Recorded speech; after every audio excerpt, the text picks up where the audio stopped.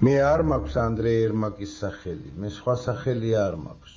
ეხლა არაფერს არ ვაკომენტარებ, როცა შემდეგი დღე დასრულდება. სენსაციური ამბავი, რომელმაც მთელი უკრაინა შეძრა. უკრაინის ეროვნული ანტიკორუფციული ბიურო და სპეციალიზებული ანტიკორუფციული პროკურატურა დღეს 11 მაისს გამოაცხადეს ეჭვმიტანილობის შესახებ ფულის ლეგალიზაციაში კიევის მახლობლად ელიტური მშენებლობისას. უკრაინის პრეზიდენტის ოფისის ყოფილ ხელმძღვანელს. თუ შევადარებთ ამ ინფორმაციას ნაბუსა და საპისგან, დღესვე გავრცელდა ვიდეოები ჩხრეკებიდან, სადაც შენიშნეს პრეზიდენტის ოფისის ყოფილი რუხი კარდინალი. მაშინ ნათელი ხდება, რომ ეჭვმიტანილობის დოკუმენტი გადასცეს ანდრეი ერმაკს, რომელიც არასდროს მისულა უკრაინის შეიარაღებულ ძალებში, მიუხედავად იმისა, რომ ამას დაფილდა. ანდრეი ერმაკი, ადამიანი, რომელმაც წლების განმავლობაში უპრეცედენტო ძალაუფლება მოიპოვა საკუთარ ხელში, ახლა ოფიციალურად ფიგურირებს სისხლის სამართლის საქმეში 100 მილიონი გრივნის ლეგალიზაციასთან დაკავშირებით. შირებით. ამ გამოშვებაში ჩვენ ყველაფერს დეტალურად განვიხილავთ. დღევანდელი ჩხრეკების დეტალებიდან დაწყებული ერმაკის გარშემო არსებული კორუფციული კავშირების გრძელ კვალამდე, რომელიც მის ძმასთან დაკავშირებული ჩანწერებიდან და რა თქმა უნდა, ვაგნერგეიტიდან მოდის. ვინ დგას სინამდვილეში კიევის მახლობლად ელიტური მშენებლობის სქემის უკან? რატომ ვერ მივიდა ერმაკი ფრონტამდე მიუხედავად ხმაურიანი დაპირებებისა? და მთავარი კითხვა, ნიშნავს თუ არა ეს ზელენსკის გარემოცვის საბოლოო გაწმენდას? თუ მაინც დამშვიდობებაა. სანქციების წინააღმდეგ პრეზიდენტის ოფისის კიდევ ერთი ხელმძღვანელის, ანდრეი ბოგდანის წინააღმდეგ, ეს თავად ზელენსკია, ვინც საკუთარ გარემოცვას ასუფთავებს. მე მქვია ალექსეი პეჩი, მოდით ერთად განვიხილოთ ეს თემა. მაგრამ სანამ დავიწყებთ, გთხოვთ გამოიწეროთ ეს YouTube არხი, მოიწონოთ ეს გამოშვება და დაწეროთ თქვენი კომენტარი ამ ვიდეოს ქვეშ. ამისთვის ძალიან მადლიერი ვიქნები. გარდა ამისა, გამოიწერეთ ჩემი Telegram არხი Pechi News-ი, მული მასზე მოცემული ამ ვიდეოს აღწერაში. მოდი დავიწყოთ იმით, რაც რამდენიმე საათის წინ მოხდა. როგორც სამართალდამცა ორგანოებში არსებული წყაროები იუწყებიან, უკრაინის ეროვნული ანტიკორუფციული ბიურო და სპეციალიზებული ანტიკორუფციული პროკურატურა დღეს ჩხრეკით მივიდნენ ანდრეი ერმაკთან. საგამოძიებო მოქმედებები 11 მაისის საღამოს დაიწყო. ინტერნეტში მაშინვე გავრცელდა კადრები, სადაც შორიდან ჩანს, რომ მართლაც ჩხრეკის ადგილზე შევნიშნეთ სწორედ ის პრეზიდენტის ოფისის ხელმძღვანელი ანდრეი ერმაკი. სქემები ჟურნალისტებმა დაადასტურეს, რომ დიახ, ჩხრეკები სანქცირებულია და დაკავშირებულია რეზონანსულ გამოძიებასთან. მაგრამ საინტერესოა, რომ ნაბუ და საპ აშკარად ცდილობდნენ ჩხრეკები მაქსიმალურად საჯარო და საჩვენებელი ყოფილიყო. რადგან შემთხვევის ადგილზე უცნაური დამთხოვით, რა თქმა უნდა, იქ იყვნენ ცნობილი საგამოძიებო ჟურნალისტები, იური ნიკოლოვი და მიხაილ ткаჩი, უკრაინსკაია პრავდა. ნიკოლოვმა უკვე მოასწრო ამის ისტორიულ მოვლენად მონათლა და განაცხადა, რომ პრეზიდენტის ოფისში ცხოვრება ამის შემდეგ ნამდვილად აღარ იქნება ისეთი, როგორიც ადრე იყო.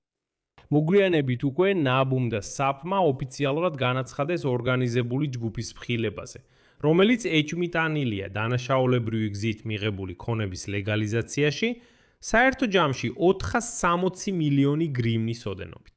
და გამოძიების მონაცემებით ანდრეი ერმაკი ამ დაჯგუფების საკვანძო მონაწილეა. საუბარია რეალიზაციაზე. კიევის გარეუბანში ელიტური მშენებლობის პროექტზე.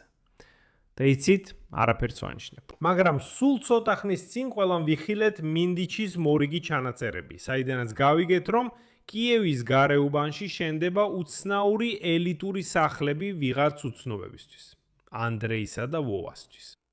ეხლა არაფერს არ ვაკომენტარებ, როცა შემდეგი დღეები დასრულდება. ამ ეტაპზე თქვენ უკვე აღარ იღებთ დოზას, როგორც ჩანს, მეც მიდრე კიევში. მე ყველაფერს. ნაბუ და საპ ამბობენ, რომ გამოავლინეს ორგანიზებული ჯგუფი, რომელიც დაკავშირებულია კიევის მახლობლად ელიტური მშენებლობისას 460 მილიონი გრივნის ლეგალიზაციასთან. ოპერატივში დინასტია. იქ არის თქვენი სახლი, პრეზიდენტ მინდიჩ ჩერნიშოვის სახლი. მე არ მაქვს ერთი სახლი. მე მხოლოდ ერთი ბინა და ერთი ავტომობილი მაქვს, რომელსაც არ ხედავთ. მინდიჩი აფინანსებდა კოპრეტას მშენებლობებას დინასტიაში იმ ფულით, რომელიც შეიძლებოდა გამომეყენებინა საგამოძიებო საქმეზე. არა, მე ვსვამ კითხავს ჟურნალისტებს. მართალია თქვენ ქირურგი ხართ?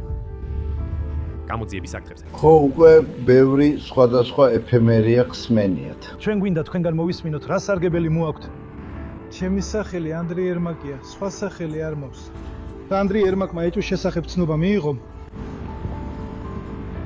გამოძიების მონაცემებით ეჭვმიტანილის ქმედებები უკრაინის სისხლის სამართლის კოდექსის 209 მუხლის მე-3 ნაწილით არის დაკვალიფიცირებული. ეს არის ლეგალიზაცია, ანუ განსაკუთრებით დიდი ოდენობით შემოსავლის გათეთრება.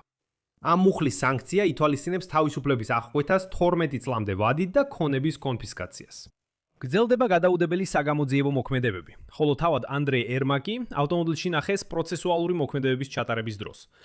აქ უნდა შეგახსენოთ, რომ ეს არ არის პირველი ვიზიტი ნაბუს დეტექტივების პრეზიდენტის ოფისის ყოფილ ხელმძღვანელთან. 2025 წლის 28 ნოემბერს ნაბუმ უკვე ჩაატარა ჩხრეკა მის სახლში საქმე მიდასის პარკლებში. იმავე დღეს ანდრეი ერმაკმა ამაყად დაწერა გადადგომის განცხადება, რომელიც პრეზიდენტმა ზელენსკიმ მაშინვე დააკმაყოფილა. მაგრამ მაშინ ეჭვი არ არსებობდა და სამართალდამცველებს ნახევარი წელი დასჭირდა დოკუმენტების შესაგროვებლად. დღევანდელი დარტყმისთვის საჭირო მტკიცებულებითი ბაზა. აქ ყველაზე საინტერესოს უახლოვდებით. პირველ რიგში რა არის საქმე მიდას და როგორ არის ის დაკავშირებული ამ 460 მილიონ გრივნასთან. მე გამოვიკლე ისეთი ირიბი ინფორმაცია, რომელიც ამ საქმესთან არის დაკავშირებული, რომელიც ავლენს ანდრეი ერმაკის სავარაუდო კორუფციული კავშირების სიღრმეს.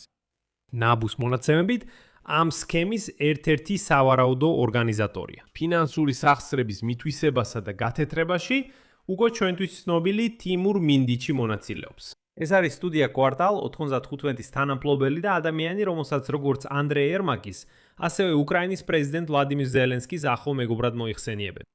გამოძიება მიიჩნევს, რომ პრეზიდენტის ოფისის გავლით შეიძლებოდა კონკრეტული სამშენებლო კომპანიების ინტერესების ლობირება, ხოლო შემოსავლები გადაჰქონდათ ფიქტიურ კომპანიებზე, ან როგორც მათ უწოდებდნენ, ბექ-ოფისებზე. გარდა ამისა, მაისში, აი ამ თვის დასაწყისში, გამოჩნდა მინდიჩის ახალი ჩანაწერები. ამ ჩანაწერების მიხედვით ანდრეი ერმაკის გარემოცვა თითქოს აკონტროლებდა არა მხოლოდ სამშენებლო ობიექტებს, არამედ სენსბანკის აქტივებსაც. ეს არის ყოფილი ალფა ბანკი, რომელიც თუ არ ვცდები რუს მიხაილ ფრიდმანს ეკუთვნოდა. შემდეგ ის გაანაციონალეს, მაგრამ აღმოჩნდა, რომ მას მაინც მართავენ მინდიჩთან დაახლოებული ნომინალური პირები. და რა თქმა უნდა, გამოჩნდა სტრატეგიული საწარმო კარპატ ნეფტეხინი.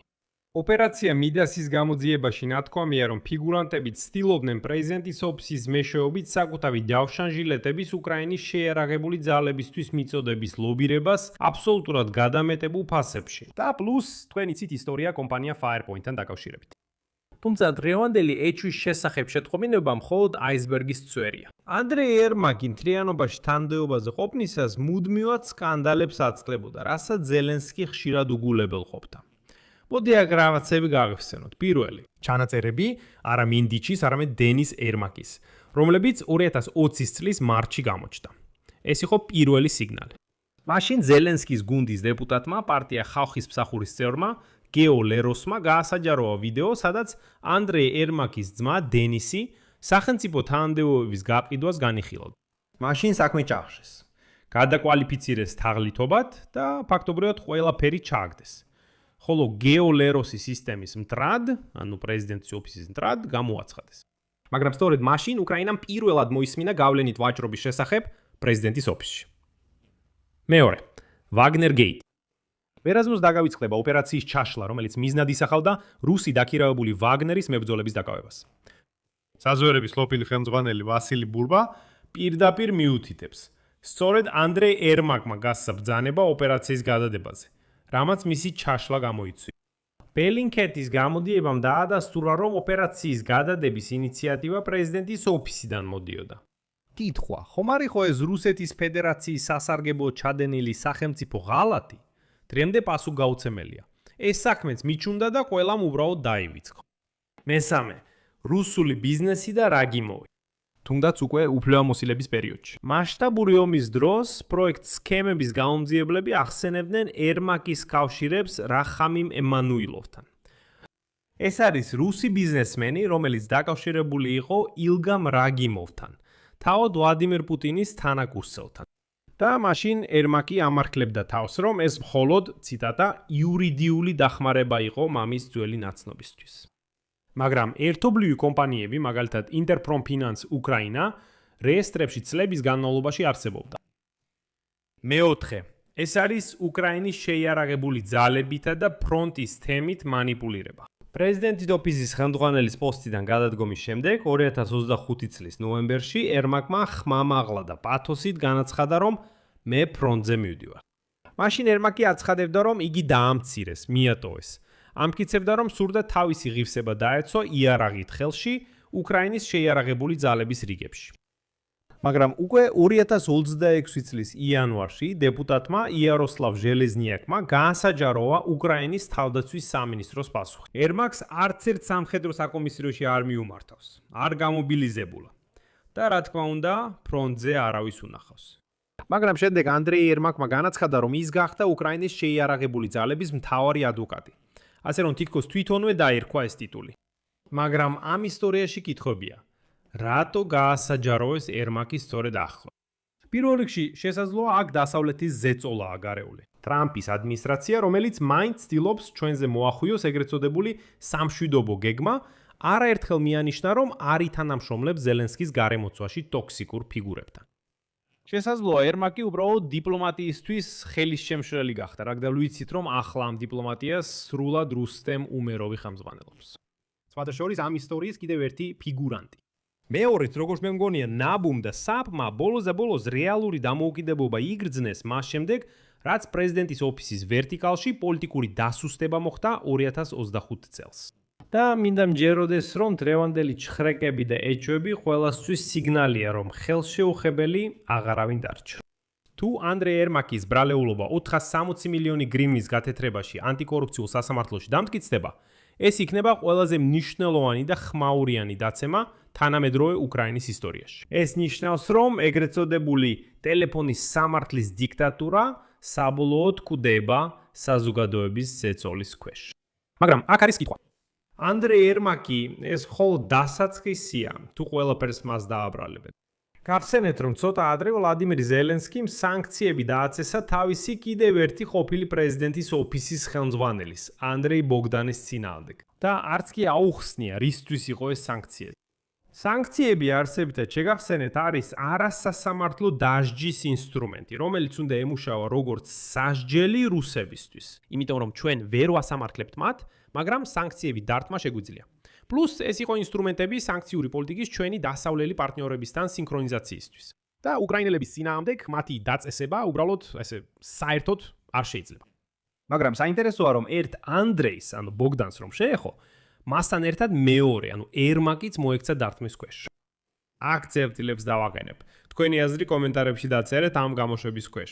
კომენტარებში დაწერეთ ჯერათ თუ არა რომ ანდრეი ერმაკს სამართლიანად გაასამართლებენ. თუ ეს კიდევ ერთი უბრალო წარმოდგენა. დამოიწერეთ არხი, დააჭირეთ ზარზღილაკს და არ დაგავიწყდეთ ლაიქის დაჭერა. თუ გსურთ ამ YouTube არხის მხარდაჭერა, შეგიძლიათ ნებისმიერი დონატი დაეხმაროთ ვიდეოს აღწერაში მითითებული ბულებითა და რეკვიზიტებით. ან თქვენს ეკრანებზე მოცემული QR კოდით. ეს ყველაფერი იყო, იზრუნეთ საკუთარ თავზე, ყველას მშვიდობით.